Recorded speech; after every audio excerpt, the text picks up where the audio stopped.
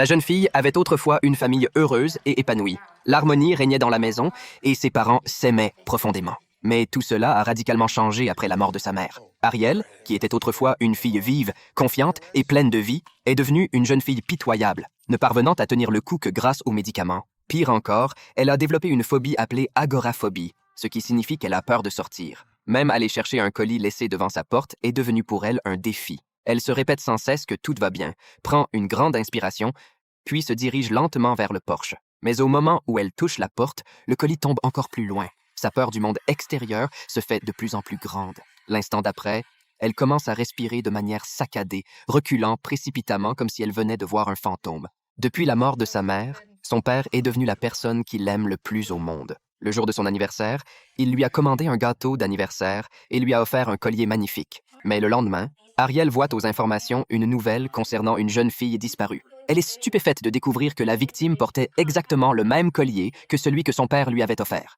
Elle fixe l'écran de télévision, incrédule, et compare sans cesse les deux colliers pour vérifier qu'ils sont identiques.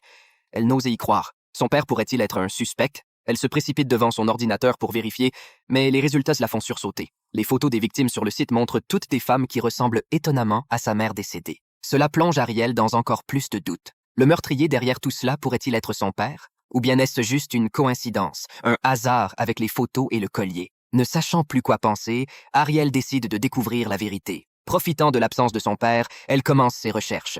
Elle se rend prudemment dans la chambre de son père et y trouve une grande quantité de médicaments anesthésiants. Cela semble être une preuve directe de la commission de crime. Puis, elle tombe sur un album photo. Lorsqu'elle l'ouvre, elle découvre qu'il contient des méthodes de commission de meurtre. Ariel, choquée par ce qu'elle voit, est stupéfaite. Mais à ce moment-là, son père rentre en voiture à la maison.